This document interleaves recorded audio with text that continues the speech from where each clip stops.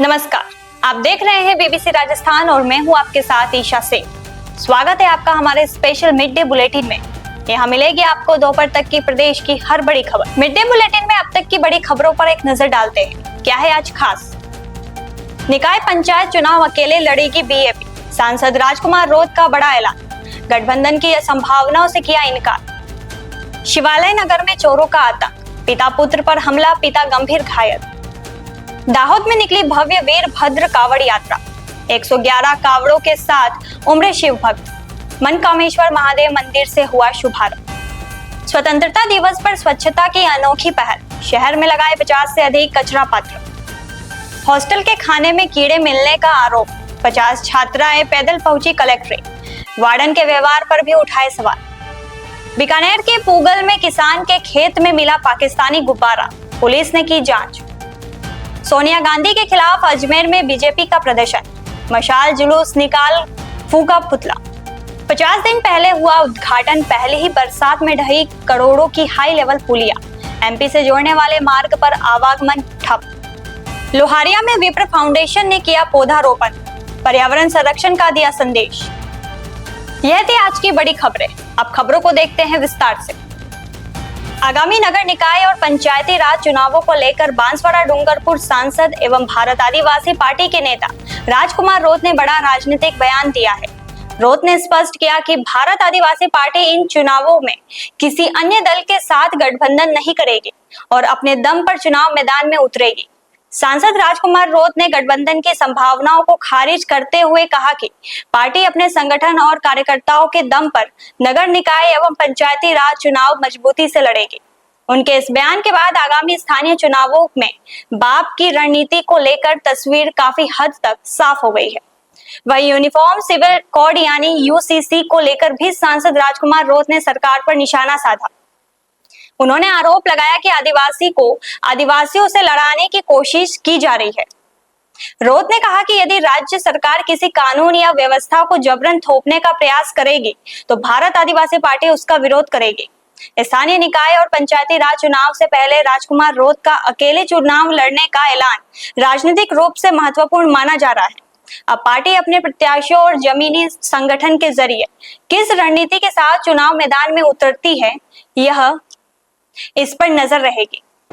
UCC अभी जो लाया जा रहा है, क्योंकि केंद्र सरकार ने पहले से स्पष्ट कर रखा है कि यूसीसी से ट्राइबलों को बाहर रखा जाएगा, लेकिन राजस्थान के अंदर कुछ लोग रिलीजन को आड़ में डाल के ट्राइबलों को 2 से 3 हिस्सों में बांटने का प्रयास कर रहे हैं। वो प्रयास इसलिए कर रहे हैं कि धार्मिक कार्ड खेल के ट्राइबलों के साथ उनको वोट बैंक की राजनीति की जाए और भविष्य में राजनीतिक रोटियां सेकी जाए। लेकिन भारत आदिवासी पार्टी उनकी हर चाल को फेल करने का काम कर रही है, उनके हर षड्यंत्र को आम जन के सामने उजागर करने का काम कर रही है और आम जन समझ रही है कि राजस्थान सरकार यूसीसी को किस ढंग से लाना चाह रही है। अगर केंद्र सरकार और उत्तराखंड में जो यूसीसी लाया गया है उसी अनुरूप लाती है तो स्वागत करते हैं, बाकी आप तोड़ मरोड़ के लाते हो तो हम विरोध करेंगे। बांसवाड़ा शिवालय नगर स्थित केशव वाटिका के पास रात में चोरी की वारदात के दौरान पिता पुत्र पर हमले का मामला सामने आया। चोरों ने कथित तौर पर 2 मकानों के ताले तोड़े। वारदात का पता चलने पर पड़ोसी जगदीश राव और उनका पुत्र बाहर निकले तो भाग रहे चोरों ने उन पर हमला कर दिया। जानकारी के अनुसार चोर पड़ोस के एक मकान का ताला तोड़ने के बाद भाग रहे थे। इसी दौरान उनका सामना जगदीश राव और उनके पुत्र से हो गया। आरोप है कि एक चोर ने लोहे के सरिये से जगदीश राव के सिर पर वार कर दिया। हमले में उनके सिर पर गंभीर चोटें आई है। घायल जगदीश राव को रात में ही महात्मा गांधी चिकित्सालय ले जाया गया, जहां प्राथमिक उपचार के बाद गंभीर हालत को देखते हुए उन्हें उदयपुर रेफर कर दिया। बताया जा रहा है कि उन्हें उदयपुर के महाराणा भूपाल चिकित्सालय के आईसीयू में भर्ती कराया गया है। घटना के बाद चोर मौके से फरार हो गए, लेकिन भागते समय ताला तोड़ने में इस्तेमाल किए जाने वाले 2 औजारों वहीं छोड़ गए। पुलिस ने इन औजारों को बरामद कर लिया है। बताया जा रहा है कि फरार होते समय आरोपियों की बाइक का पेट्रोल खत्म हो गया, जिसके बाद वे ओजरिया सब्जी मंडी क्षेत्र में बाइक छोड़कर भाग निकले। पुलिस ने मामले की जांच शुरू कर दी है और आरोपियों की पहचान एवं तलाश के प्रयास किए जा रहे हैं। पवित्र सावन मास के अवसर पर दाहोद नगर में वीरभद्र कावड़ यात्रा का भव्य आयोजन किया गया। यात्रा में बड़ी संख्या में शिव भक्त शामिल हुए। हर हर भोले और बम बम भोले के जयकारों से पूरा शहर शिवमय नजर आया। कांवड़ यात्रा का शुभारंभ दाहोद के पड़ाव स्थित मनकामेश्वर महादेव मंदिर से विधिवत पूजा अर्चना के बाद किया गया। यात्रा में करीब 111 कांवड़ों के साथ शिव भक्त उत्साह और श्रद्धा के साथ शामिल हुए। मनकामेश्वर महादेव मंदिर से शुरू हुई कांवड़ यात्रा दाहोद नगर के विभिन्न मार्गों से होते हुए ऐतिहासिक एवं पौराणिक महत्व वाले कालीडैम स्थित शिव मंदिर पहुंचेगी। यहाँ कांवड़िए और अन्य श्रद्धालु भगवान महादेव का जलाभिषेक कर विशेष पूजा अर्चना करेंगे। यात्रा के दौरान शिव भक्त भगवान भोलेनाथ की भक्ति में लीन नजर आए। धार्मिक जयकारों और कांवड़ियों के उत्साह ने पूरे नगर में भक्तिमय वातावरण बना दिया। आयोजकों ने इस अवसर पर दाहोद नगर और जिले सहित देशवासियों की सुख शांति, समृद्धि और उत्तम स्वास्थ्य के लिए भगवान महादेव से प्रार्थना की। साथ ही देश की निरंतर प्रगति और वर्ष 2047 तक विकसित भारत के संकल्प की कामना भी की गई। श्रावण मास में आयोजित इस कांवड़ यात्रा ने दाहोद में आस्था, भक्ति और धार्मिक उत्साह का विशेष माहौल बना दिया। स्वतंत्रता दिवस के अवसर पर समाज सेवी संजय राठौड़ ने स्वच्छता को लेकर अनूठी पहल की। उन्होंने अपने निजी खर्च और सहयोगियों की मदद से शहर के प्रमुख सार्वजनिक स्थानों पर 50 से अधिक कचरा पात्र लगवाए। शहर के मुख्य बाजारों, पार्कों, स्कूलों, अस्पतालों और बस स्टैंड सहित विभिन्न स्थानों पर लगाए गए कचरा पात्रों को तिरंगे के रंग में तैयार किया गया है। इन पर स्वच्छ भारत, स्वस्थ भारत का संदेश भी लिखा गया है। इस पहल का उद्देश्य लोगों को सार्वजनिक स्थानों पर कचरा नहीं फैलाने और डस्टबिन का उपयोग करने के लिए जागरूक करना है। समाज सेवी संजय राठौड़ ने कहा कि 15 अगस्त केवल तिरंगा फहराने का दिन नहीं, बल्कि देश के प्रति अपने कर्तव्यों को निभाने का भी अवसर है। उन्होंने कहा कि अपने आसपास स्वच्छता बनाए रखना भी देश के प्रति जिम्मेदारी का हिस्सा है और उनका सपना शहर को साफ सुथरा बनाने में योगदान देना है। स्थानीय लोगों और व्यापारियों ने भी पहल का स्वागत किया। उनका कहना है कि सार्वजनिक स्थानों पर पर्याप्त कचरा पात्र उपलब्ध होने से लोगों को कचरा निर्धारित स्थान पर डालने की सुविधा मिलेगी और गंदगी कम करने में मदद मिलेगी। नगर निकाय के कर्मचारियों ने भी इस प्रयास की सराहना करते हुए कहा कि स्वच्छता अभियान में आमजन और समाज सेवियों की भागीदारी महत्वपूर्ण है। यह पहल युवाओं को भी अपने स्तर पर स्वच्छता और सामाजिक जिम्मेदारी के लिए आगे आने का संदेश दे रही है। संज्ञान पत्र जो बांट रहे हैं, क्या कारण है? हमारे वार्ड में सही व्यवस्था नहीं है और 10 साल से कांग्रेस प्रत्याशी जीत रहे हैं और हमारे वार्ड में कुछ भी कार्य नहीं किया कांग्रेस प्रत्याशी ने। इसलिए हम चाहते हैं कि हमारे वार्डवासी ही चुनाव लड़े और वार्डवासी को ही टिकट मिले। और ये पात्र 15 अगस्त के अवसर पर हमारे ग्रुप के हिसाब से लगा रहे हैं। हम चाहते हैं कि वार्ड में कुछ भी कार्य कांग्रेस ने नहीं किया, सिर्फ भ्रष्टाचार किया है। और कांग्रेस वार्ड 10 साल से वार्डवासी और वर्तमान में जब रामलाल जी विधायक थे, हमारे वार्ड में वर्तमान में जब रामलाल विधायक थे, जब आए थे और उन्होंने हमारी भोली भाली जनता से वादा किया था कि मैं आपके वार्ड में भवन और रोड बनवा दूंगा, कांग्रेस प्रत्याशी को जिताओ। और हमारी भोली भाली जनता ने कांग्रेस प्रत्याशी को जिताया ना, तो रामलाल जी ने उनका वादा पूरा किया और न ही रोड बनवाया। बस सिर्फ कांग्रेस वादे करती है, भ्रष्टाचार करती है और बीजेपी सिर्फ काम करती है। और मैं मेरे वार्डवासियों से कहना चाहता हूँ, अपील करता हूँ कि अब की बार हमें 10 साल का बदला लेना है। और बदला किस तरीके से लेंगे? बदला इस तरीके से लेंगे, जो भी कांग्रेस प्रत्याशी हमारे वार्ड से खड़ा हो उसकी जमानत जब्त होनी चाहिए और भाजपा का फूल भारी मतों से विजय बनाना है हमें। मैं मुकेश कुमार यहाँ पर मोहल्ले में बहुत गंदी नाले में गंदी रद्दी पानी आगे नहीं पड़ता है और वो शौचालय भी बहुत गंदगी हो रही है इधर मोहल्ले में भी बहुत गंदगी। तो आप यहाँ पे कौन सा प्रत्याशी को चुनना पसंद करेंगे? जो इसी मोहल्ले का हो वही खड़ा हो सकता है। अगर कहीं बाहर प्रत्याशी आता है तो? बाहर से तो मैं पिछली बार खड़े हुए तो अभी तक आगे देखा ही नहीं उन्होंने। मोहल्ले का रहते कुछ भी। तो विशेष क्या मुद्दे हैं यहाँ के? मेरे को तो यही दिख रहा है, अभी तो सफाई नहीं हुई है। भवन सफाई, भवन रोड। चलो दूसरे। सिरोही जिला मुख्यालय स्थित आदिवासी गर्ल्स हॉस्टल की व्यवस्थाओं से नाराज करीब 50 छात्राएं पैदल जिला कलेक्ट्रेट पहुंच गई। छात्राओं ने हॉस्टल के भोजन में कीड़े मिलने, खाने की गुणवत्ता खराब होने और वार्डन द्वारा कथित दुर्व्यवहार किए जाने की शिकायत जिला कलेक्टर रोहिताश सिंह तोमर से की। छात्राओं का आरोप है कि हॉस्टल में दिए जाने वाला भोजन की गुणवत्ता ठीक नहीं है और कई बार खाने में कीड़े मिलने जैसी स्थिति सामने आई है।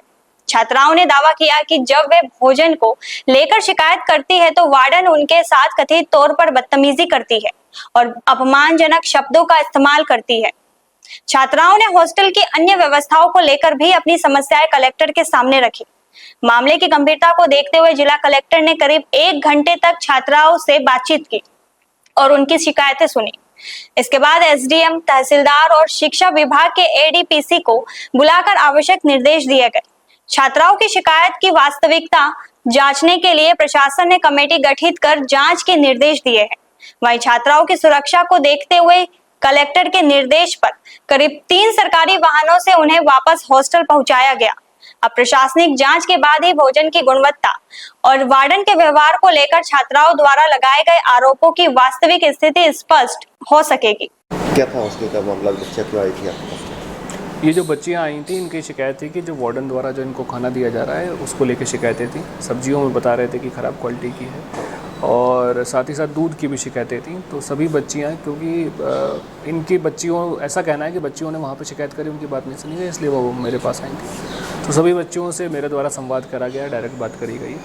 तो जो शिकायतें हैं उसके लिए, क्योंकि एक बार जांच, अभी तो पहले हमने सबसे पहले तो ये कराया है कि हमारी तहसीलदार साहब जो हमारे सिरोही के हैं, एडीपीसी और एक प्रिंसिपल मैडम को उनका सामने अभी भेजा जा रहा है।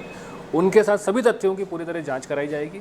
जो पुराना, जो मुझे बताया भी गया था कि जो पहले का राशन था वो ख़राब क्वालिटी का था, उसको चेक करेंगे क्या किसी जो वार्डन द्वारा क्या उसी राशन को उनको खाने के लिए दिया गया है।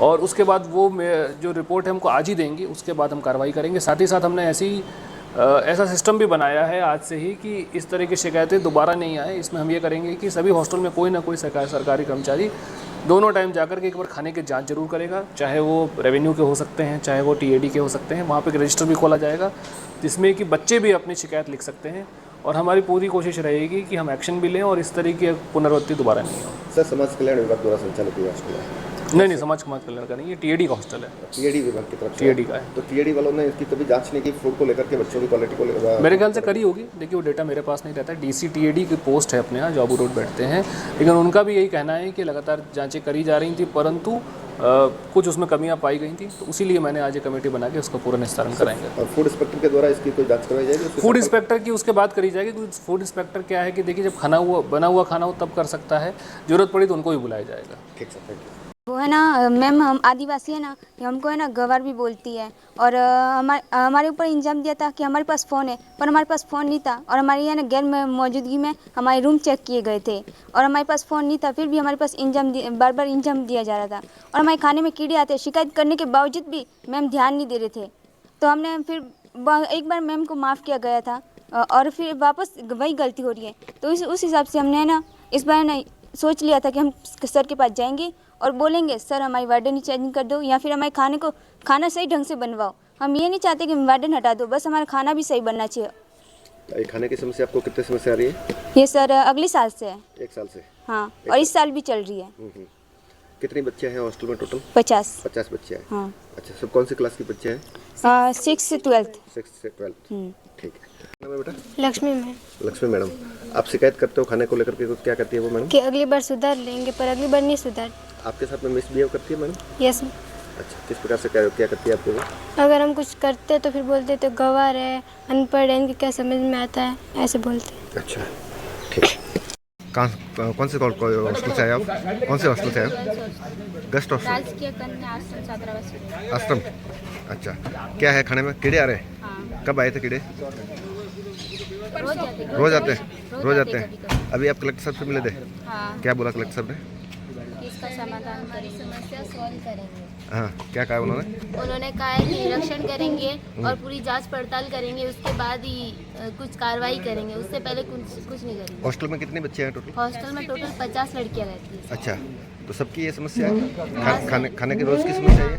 2 महीने से कीड़े आ रहे थे सब्जी में, तो हमने एक बार बोला भी था, मतलब सहन किया। नया सामान आया तब तक इंतजार भी किया, नया सामान आने के बावजूद भी कीड़े आने लगे, तो फिर हम यहाँ आए। आपने हॉस्टल वार्डन को कहा था इसके बारे में कल? आज हाँ। क्या बोला उन्होंने? उन्होंने कहा कि गलती से आ गए होंगे, और बार बार गलती थोड़ी होती है, 1-2 बार माफ़ की जा सकती है, लेकिन बार बार कौन माफ़ करता है गलती? किसी लड़की को कल को कुछ हो जाए तो कौन जिम्मेदारी लेगा उस चीज़ की? इसीलिए हमें आना पड़ा। अच्छा, ये जो हॉस्टल में वार्डन है आपके, वो साथ में आए आपके अभी? हाँ सर, हमसे पहले आ गए। क्या मतलब आपसे पहले, मतलब आपके साथ में आए थे या पहले से कोई सफाई देने के लिए? पहले आ गए थे। अच्छा, सफाई देने के लिए। अच्छा, ठीक है। सीमावर्ती बीकानेर जिले के पुगल थाना क्षेत्र में एक किसान के खेत में पाकिस्तानी गुब्बारा मिलने का मामला सामने आया है। चक 1 DBM स्थित खेत में इंटरनेशनल एयरलाइंस लिखा गुब्बारा दिखाई देने के बाद किसान ने इसकी सूचना पुलिस को दी। सूचना मिलते ही पुगल थाना पुलिस की टीम मौके पर पहुंची। पुगल थाने के एसआई राम स्वरूप बिश्नोई ने गुब्बारे की जांच करते हुए उसकी पूरी तरह से तलाशी ली। पुलिस के अनुसार जांच के दौरान गुब्बारे के अंदर किसी प्रकार की संदिग्ध वस्तु या सामग्री नहीं मिली। बीकानेर सीमावर्ती जिला होने के कारण गुब्बारा मिलने की सूचना को एहतियात के तौर पर गंभीरता से लिया गया और पुलिस ने मौके पर पहुंचकर सुरक्षा की दृष्टि से जांच की। प्रारंभिक जांच में किसी संदिग्ध सामग्री के नहीं मिलने से राहत रही। हालांकि गुब्बारा कहां से आया और हवा के साथ किस रास्ते से किसान के खेत तक पहुंचा, इसे लेकर फिलहाल स्थिति स्पष्ट नहीं है। पुलिस मामले से जुड़ी जानकारी जुटा रही है। गुब्बारे के स्रोत और उसके क्षेत्र तक पहुंचने के संबंध में आगे की जानकारी जांच के बाद ही स्पष्ट हो सकेगी। राष्ट्रगीत वंदे मातरम को लेकर चल रहे राजनीतिक विवाद के बीच अजमेर में भारतीय जनता पार्टी ने सोनिया गांधी के खिलाफ विरोध प्रदर्शन किया। भाजपा कार्यकर्ताओं ने सोनिया गांधी पर वंदे मातरम के कथित अपमान का आरोप लगाते हुए मशाल जुलूस निकाला और पुतला फूंका। बड़ी संख्या में भाजपा कार्यकर्ता गांधी भवन चौराहे पर एकत्रित हुए। यहां से शहीद स्मारक तक मशाल जुलूस निकाला गया। इस दौरान कार्यकर्ताओं ने सोनिया गांधी और कांग्रेस के खिलाफ नारेबाजी करते हुए अपना विरोध दर्ज कराया।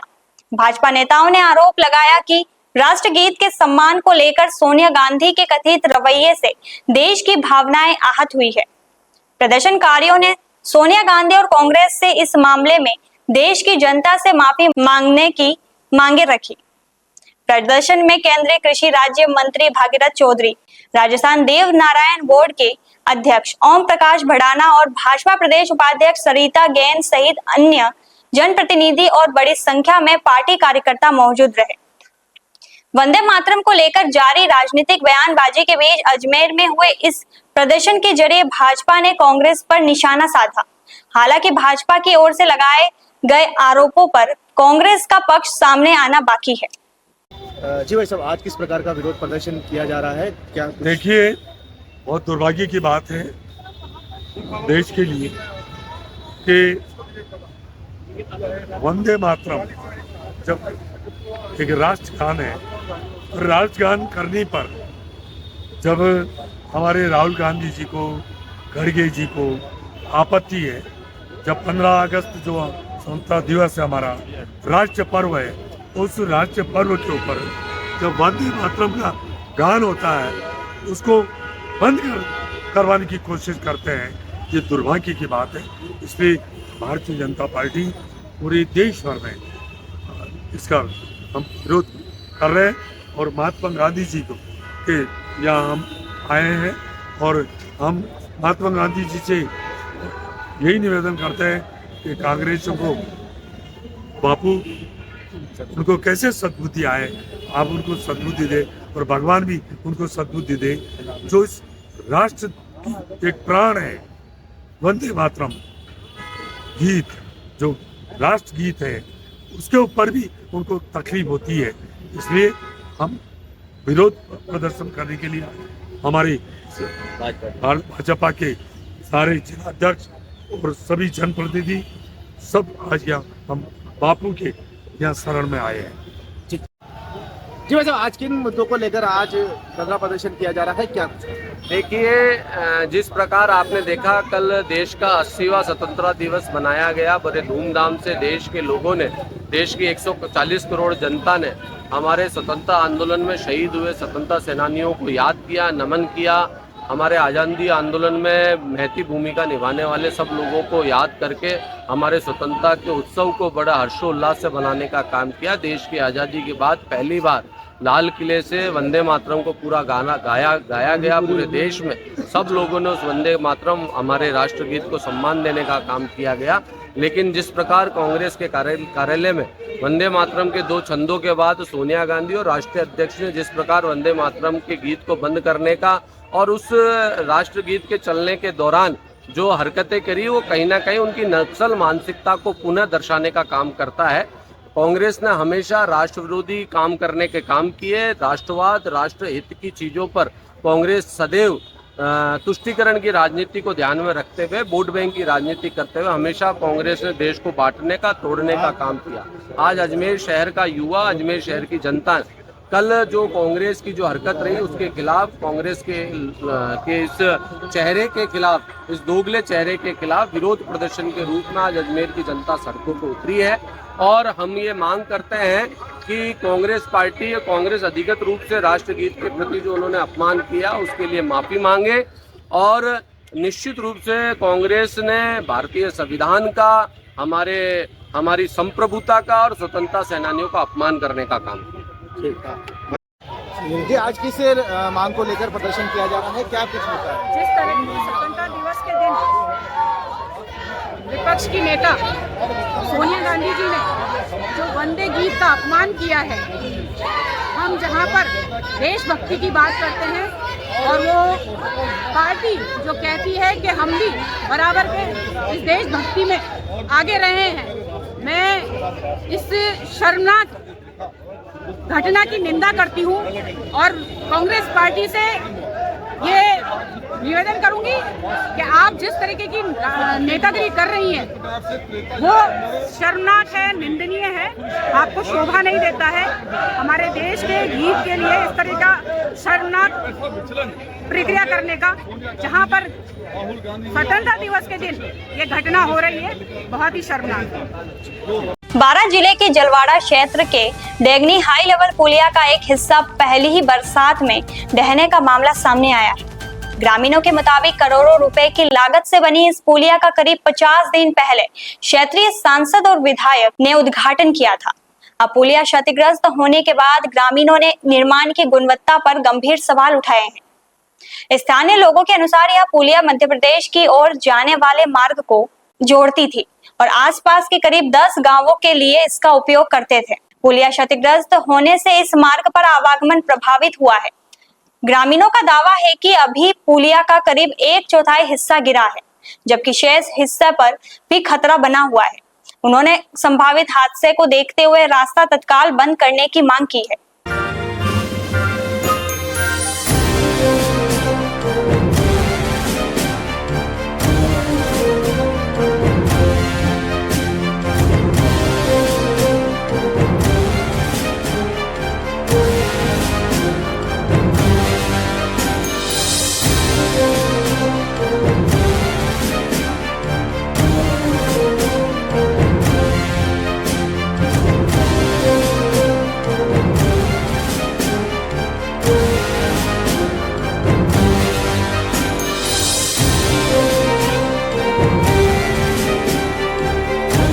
किसानों ने आरोप लगाया कि निर्माण के दौरान खेतों तक पहुंचने के लिए जरूरी लिंक रोड नहीं दी गई।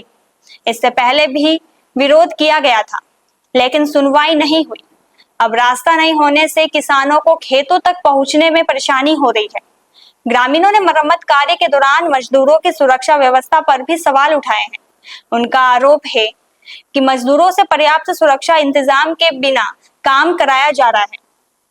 ग्रामीणों ने प्रशासन से निर्माण कार्य की गुणवत्ता की जांच कराने, दोषी पाए जाने वालों के खिलाफ कार्रवाई करने और पुलिया का गुणवत्तापूर्वक पुनर्निर्माण कराने की मांग की है। फिलहाल इन आरोपों पर संबंधित विभाग और ठेकेदारों का पक्ष सामने आना बाकी है। पर्यावरण संरक्षण और क्षेत्र में हरियाली बढ़ाने के उद्देश्य से विप्र फाउंडेशन बांसवाड़ा की ओर से चलाए जा रहे जिला स्तरीय वृक्षारोपण अभियान का स्वतंत्रता दिवस पर श्री क्षेत्रपाल मंदिर लोहारिया परिसर में पौधारोपण के साथ समापन हुआ। 15 जून से 15 अगस्त तक चले अभियान के तहत जिले के विभिन्न स्थानों पर पौधे लगाए गए और लोगों को उनके संरक्षण के प्रति जागरूक किया गया। समापन कार्यक्रम की अध्यक्षता विप्र फाउंडेशन के जिला अध्यक्ष ललित कुमार जोशी ने की। पर्यावरण प्रकोष्ठ प्रभारी दिनेश भट्ट मुख्य अतिथि और सेवानिवृत्त तहसीलदार हसमुख द्विवेदी विशिष्ट अतिथि रहे। इस दौरान विभिन्न प्रजातियों के पौधे लगाकर उनकी नियमित देखभाल का संकल्प लिया गया। विप्र फाउंडेशन के प्रदेश उपाध्यक्ष राजेंद्र प्रसाद द्विवेदी ने कहा कि सिर्फ पौधा लगाना ही मकसद नहीं होना चाहिए, बल्कि उन्हें सुरक्षित रखकर बड़ा करना भी हमारा दायित्व है। वक्ताओं ने बढ़ते प्रदूषण और बदलती पर्यावरणीय परिस्थितियों के बीच पौधारोपण के साथ नियमित सिंचाई और संरक्षण को जरूरी बताया। कार्यक्रम में पुष्पेंद्र पंड्या, दयालाल जोशी, प्रदीप जानी, सुरेंद्र त्रिवेदी, वासुदेव भट्ट, राजेंद्र उपाध्याय, हरेंद्र व्यास, उमेश जोशी, भरत व्यास, ईश्वरदास वैष्णव, जय शामिटा सहित अनेक गणमान्य मौजूद रहे। कार्यक्रम के संयोजक मुकेश दवे रहे। मंच संचालन राकेश द्विवेदी ने किया और दीपक दवे ने आभार व्यक्त किया। व्यवस्थाओं में आमेटा समाज लोहारिया का सहयोग रहा। सिर्फ पौधे लगाना हमारा उद्देश्य नहीं, बल्कि इनका संरक्षण कर इन्हें बड़े करना हमारा लक्ष्य होना चाहिए।